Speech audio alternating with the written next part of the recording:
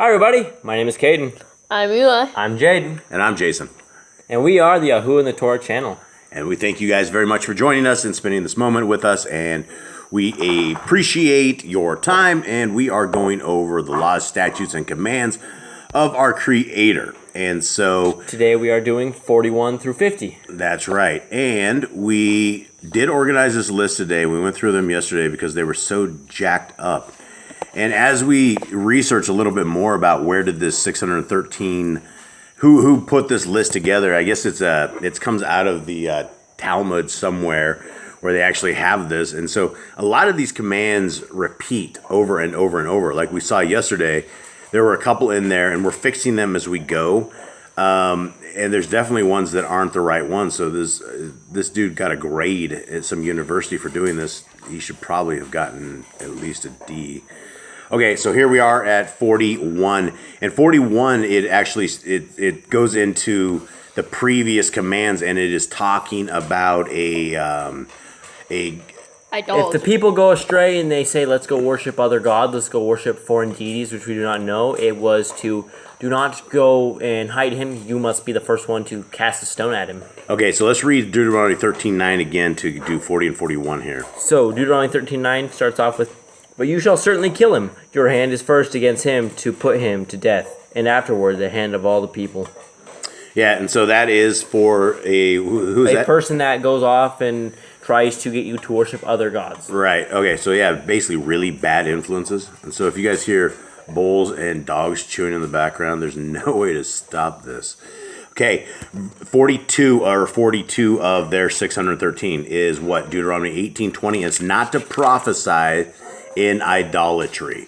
Now, who has this? All right, so it goes, "But the Nabai who presumes to speak a word in my name, which I have not commanded him to speak, or who speaks in the name of other mighty ones, even that Nabai shall die." And Nabai is the Hebrew word for prophet. Okay, and so when it says not to prophesy in idolatry, let's read that. What was that again? 18:20? "But the Nabai who presumes to speak a word in my name, which I have not commanded him to speak, or who speaks in the name of other mighty ones, even that Nabai shall die." Okay, so I think that should, Eli, you need to change that on your thing. Yeah, is it 1822? It's 18:20, right? Yeah, well, this is 18:20. What's 18:22 say? It might be. 18:22 says, "But now I speaks the name of Yahuwah, and the word is not, or comes not, that is the word which Yahuwah has not spoken. Okay. That now I has spoken presumptuously, do not be afraid of him." All right, so Eli, you need to change that. Not to prophesy what? In the name of other mighty ones. Yeah, don't do anything in other mighty ones. All right, 43, to ignore the false prophet. So Eli, get that changed.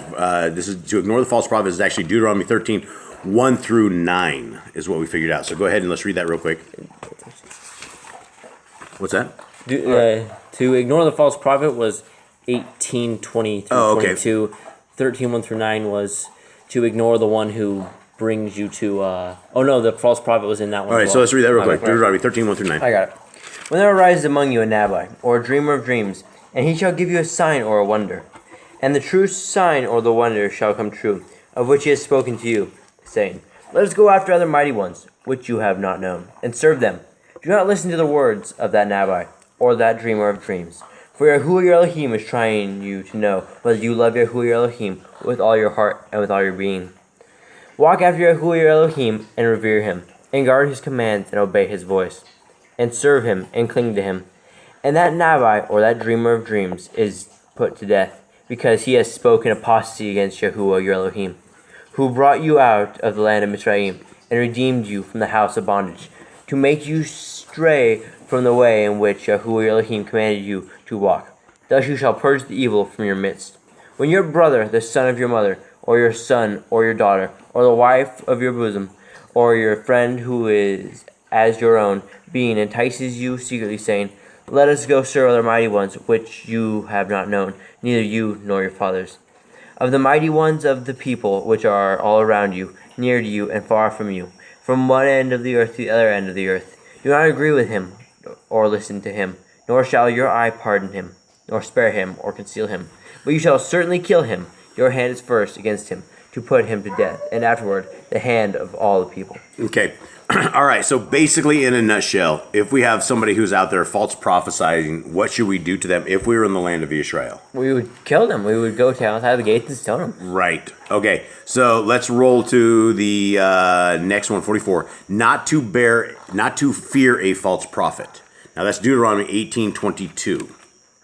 All right, so it says, in this, we just read this one again. Is this the same one? Yeah, we've just read this so one, this which is, was, when the Nabai speaks the name of Yahuwah, and the word is not or comes not, that is the word which Yahuwah has not spoken. That Nabai has spoken it presumptuously. Do not be afraid of him. Okay, so that is the same. 45, kill a false prophet is the same. So guys, you guys know when you are whisked away or somehow when you end up in the land of Yisrael, when somebody comes prophesying and it doesn't work out, then you're supposed to put them away. Never speak the name of an idol. Exodus 23:13. Who has that? I got that. And all that I have said to you, take heed and make no mention of the name of other mighty ones. Let it not be heard from your mouth. Yep, and so we shouldn't be talking about things, even saying like Moloch, I don't believe is the right thing because he was a mighty one to these people. Okay, 47th, not to perform as or acknowledge those who purport to channel spirits. Leviticus 19:31. Regard not them that have familiar spirits, neither seek after wizards, to be defiled by them. I am Yahuwah Elohim. Yep, and so the same thing is 48, not to perform as or consult fortune tellers. Right? So all these people in the newspaper, people in the States, and boys, I don't even know if you know this or not, but there's the things where they do astrology, and you have a birth date, and every single day they will go and they will tell their fortune in the newspapers. You can actually put your birth date, and it will have your fortune for the day, what's your stuff. I mean, they literally try to tell the fortunes using the stars and all these things of this nature. And so these are the people we're not supposed to actually do. If you're looking for somebody to like consult the dead, the dead is dead, right? Don't do it. Shaul, the king of Israel, the first king, he was killed because of what he did.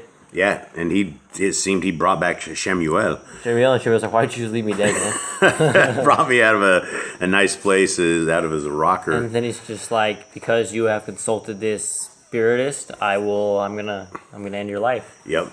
Yeah, okay, and 49, not to burn your children in the sacrificial fire to Molech. Leviticus 18:21.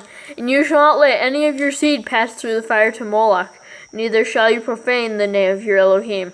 I am Yahuwah. Yeah, well, I mean, that seems like it should be something like, obvious. Yeah, hey, parents, grab the kid out of the burning hands of Moloch and let's not kill him. But back in the day where they came from in Egypt, they wouldn't know that because that was part of their thing. Sacrificing your child was a way to show loyalty to that god they were worshiping. Yeah, Moloch is for fertility god, and Istar during Easter when you guys are all having little bunnies and things of that nature. That is fertility pagan stuff as well, which is not so great. Okay, 50. Not to erect a stone pillar which Elohim hates. What does that mean, folks? How can this be a command? Kebs. And the goat shall bear on itself. Oh, no, wait, my bad. It's Deuteronomy. Don't worry about the goat bearing on itself. I'm in the wrong book. My bad, guys. Okay, so, and while he's finding this, there are some interesting laws about stones and when you're building an altar that you would not use metal on your stones. So in case you guys ever decide to go build an altar for whatever reason, it's for Yah, don't use metal on the stones. And I'm sure that's somewhere in there. I don't know what this one is. So this goes for Deuteronomy 16, 21, and 22. Goes, do not plant for yourself any tree as an Asherah, which was a pole they would put up and worship as a god, near the altar of Yahuwah, your Elohim, that you make for yourself. And do not put up a pillar which Yahuwah, your Elohim, hates. Right. So that's it. So the stone pillar is actually, so you fix that. It's a stone pillar to an Asherah pole. And yeah, any kind of extracurricular God worship that these guys have, which I mean would seem obvious to all of us, right? There's a lot of these that are just obvious, but these are the commands that have been put on the stake. People say they don't apply to us anymore. So if they don't apply to us, then we can go through this list. And, if the laws of God do not apply to us, then we would be able to go here to 49 and I'd be able to burn my kid to Molech, right? Because nobody else, my parents never told me I shouldn't burn my kids to Molech. I wouldn't know this unless I read the Bible. I wouldn't know that I should kill a false prophet and that it was speaking in the name. I would let idolatry go through. There's all these things that are, I wouldn't know about making idols and bowing down to idols and any of this.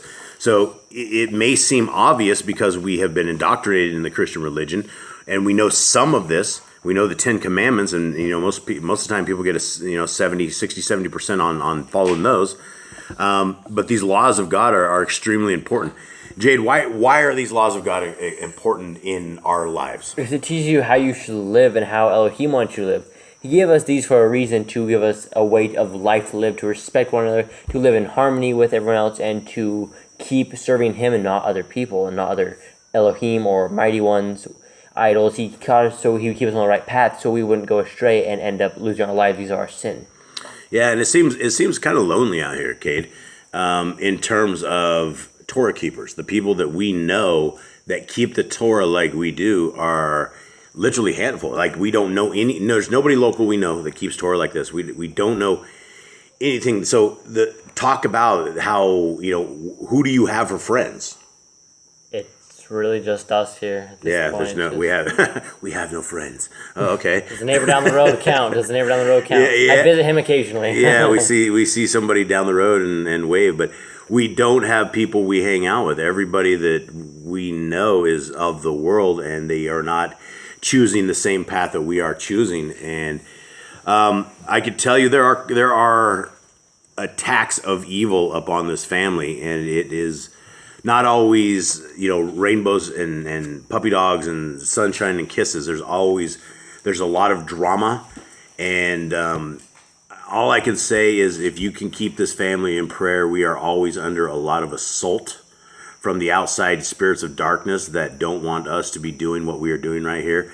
And these are the days that we absolutely hit one back out of the park, because we want to keep the message going, and we want to make sure that people, our time is so short. And so when we are speaking of, the end days and where we are right now, there's no better time than right now to pick up your Torah and begin reading the Torah. Eli, what is the Torah?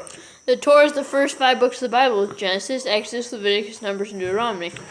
Also known as the laws. Some of you will know it. But that's the old laws of Moses. That was something when God was walking with His people. We are under a new covenant. Cubby, can you tell me about this new covenant, please? It's actually not a new covenant, but a renewed covenant. A covenant that was renewed because the people had broken it. They need Yeshua. Well, it says it's a better covenant, and so I'm going with a better covenant. Can you tell me any of these details of this better covenant? Well, that better covenant is, there's a lot of translation errors with the whole better covenant. The only thing better about it is we have salvation now. We have salvation in Yeshua through His blood. So what a covenant is kind of like a rental agreement. Jubs, what is the Jubs? I'm calling nicknames here. Jade, what is the details of this covenant? You walk in the Torah, and you believe that Yehoshua is the son of Elohim, that he came down and died for your sin of the Torah, breaking the Torah. And if you step outside of these lines, you break it and you get punished for it. And what do you get when you keep the Torah? Because there's all these people, and they're so scared of they're scared of bondage. They're scared of keeping the laws. It's like people want to be free. That's the thing about the Christian religion, is you're always free. You're free to do whatever you want to do. You have free will, and people don't want to be in bondage.